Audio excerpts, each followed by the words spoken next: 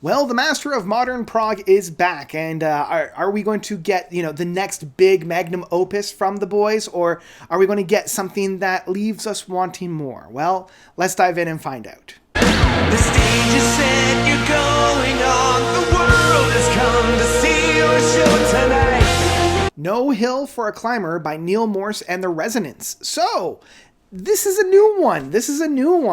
So we all know who Neal Morse is, founder, lead singer, songwriter for Spock's Beard. Went on his own after God gave him the mission to do that. And then came out with banger after banger after banger of progressive rock modern masterpieces with Testimony and One and Lifeline and Question Mark and going off on the Neal Morse Band with The Grand Experiment and Similitude of a Dream and The Grand Experiment, or no, already said that one, The Great Adventure and Hopes and Fears, I think was the last one. I still love that one. But I mean, he's still kind of dipping his toe into a whole bunch of other things. Earlier this year, we got the second piece of the Joseph kind of more musical style of his music, and I still really love that style. I mean, Jesus Christ, The Exorcist is one of my favorite pieces from Neal Morse, and yeah, I think that's a whirlwind of recaps of Neal Morse's kind of discography here. So the boy is extremely prolific. If we take all of the albums that have like Neal Morse in the title, whether it be Neal Morse Band or, Neal Morse and other things, I believe this is his 33rd studio record. And that includes some of the covers, that includes all the things. That doesn't include like some of his side projects like Transatlantic and Flying Colors. Now we come to a different iteration of the Neal Morse music with Neal Morse and the Resonance. So kind of taking the same momentum of where we came with the Neal Morse Band with Innocent and Danger. That's the album. We come to the Resonance. So unlike the Neal Morse Band, which features Eric Gillette, Mike Portnoy, Randy George, and Bill Hubauer, kind of like this star-studded, packed cast within their musical variety, we're getting a lot of new faces and a lot of people that Neal Morse has worked in some of his like musical clinics as well as within his little homebody group. So helping us out within this, we have Chris Riley, Andre Matentian, I believe, Johnny Bishia, Philip Martin, Joe Gonzalia, Chris Carmichael, Amy Pippin, and Julie Harrison, Chris West, and Desmond Ning. All really helping to flush out the sound that's very akin to a Neal Morse. So what do we have here?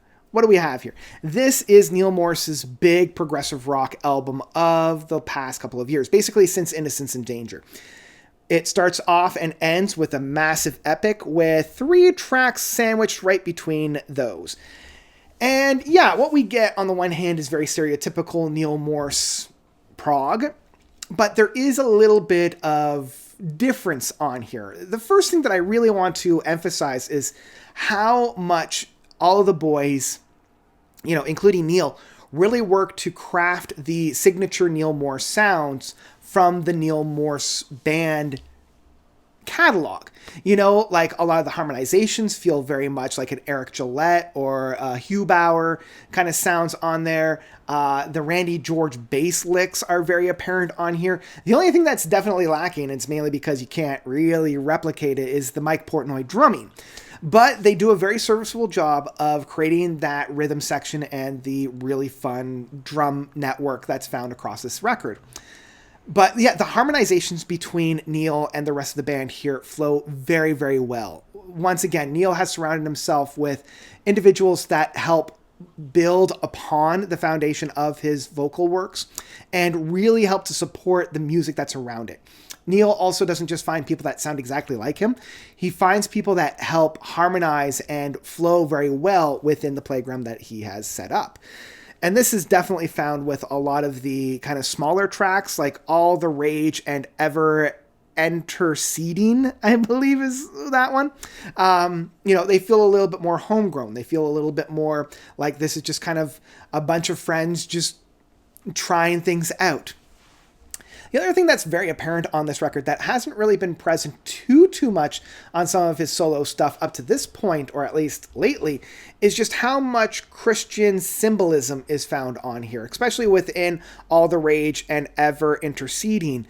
There's definitely a lot of the God will save you, God is all, God is here for us. And I can see it because it's so on the page and wearing it on its sleeve, it might turn certain individuals away from this record, where it was just kind of in the background in albums like, The Great Adventure and Similitude of a Dream that are based off of Christian works. This one feels much more of like a Christian prog record, and it's interesting. It's interesting. It never really bothered me, but it definitely like put that in my mind of like, wow, they're really not shying away from this. This is reminding me of like where Testimony 1 and 2 felt very personal, of Neal sharing his experience and his message. This one feels a little bit more of preaching to the choir in that kind of case. So yeah, let's also talk about some of the music that's found on here. The most quirky one is one that we've already heard of, Thief. I like how they have that kind of like Gentle Giant soundscape from their first record, of that kind of backwards forwards feeling to it. It's very creepy, it's very sinister, it's a lot darker than a lot of Neal Morse's stuff. But I also love this newer presentation. I do feel as if this song is really trying to be more technical than it is. And in some cases, it feels like Neal is really pushing against the walls that he has set up to try to make this be more than it is. But it still provides a very interesting soundscape.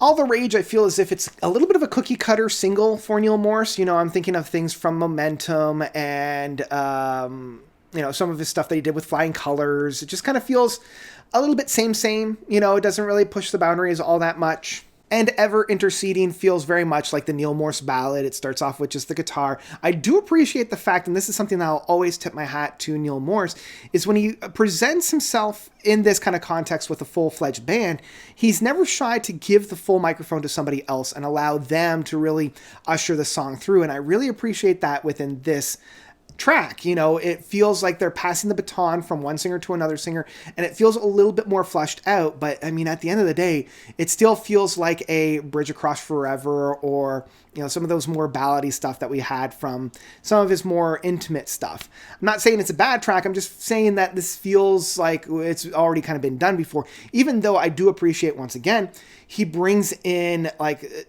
actual musicians rather than just synthesizing the strings or more of the choral pieces on here. We actually have the full-bodied singing and instruments on here. Let's talk about the two epics, because this is where I feel is the make or break of this record. Eternity in Your Eyes and the title track of No Hill for a Climber. It feels very like Kaleidoscope Transatlantic, if I'm being perfectly honest. I still enjoy the big epics. Like, that is my ride or die when it comes to Neal Morse and progressive rock as a whole. These massive epics, the big playouts, and at this point, I feel as if Neal Morse can write these things in his sleep. And it kind of feels like these two are that.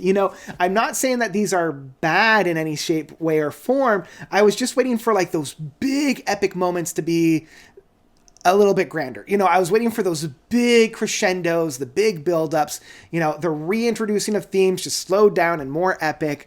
It doesn't really sound anything like we haven't heard before. It feels very similar. And this is Neal Morse playing in his wheelhouse and in his sandbox to a T. Like, he is very familiar with this. He's very comfortable in this. And I applaud him for, bringing some really great and juicy prog aspects to it.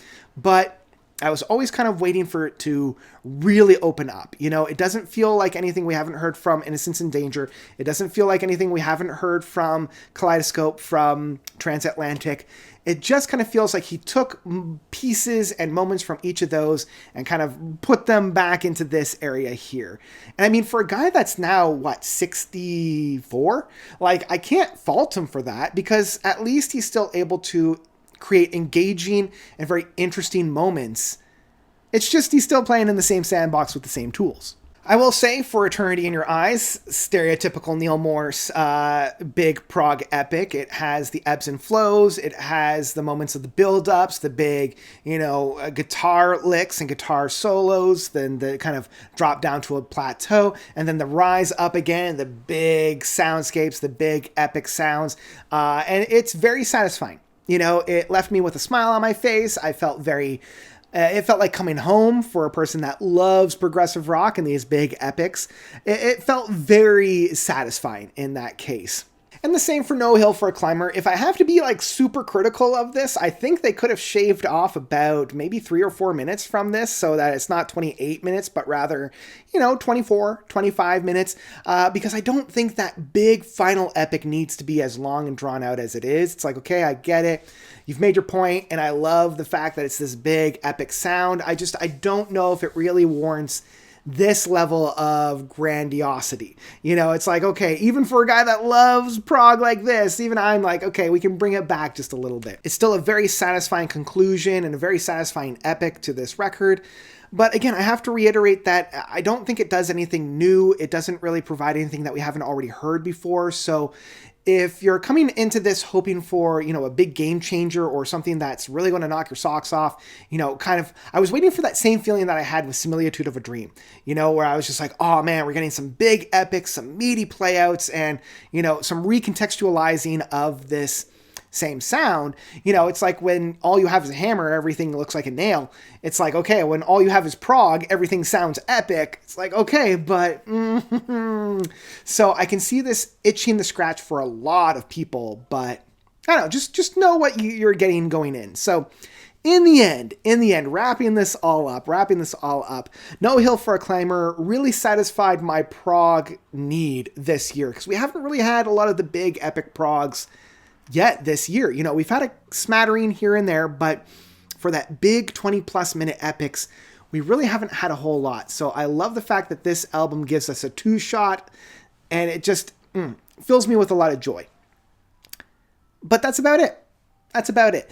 My final rating for this record will be No Hill for a Climber by Neal Morse and the Resonance is one that I would absolutely download. Again, we're not reinventing the wheel. It's one of those, if it works, don't break it kind of an idea. Because, man, Neal Morse knows how to craft those big epics. And, yeah, they're great times. I can see a lot of people loving this record, especially after the little bit of a disappointment that was the Joseph albums. I still love those records, but I know a lot of big diehard prog fans just we're waiting for something big. You're going to be very satisfied for this record, and I think it's a very good time. But yeah, that's about it.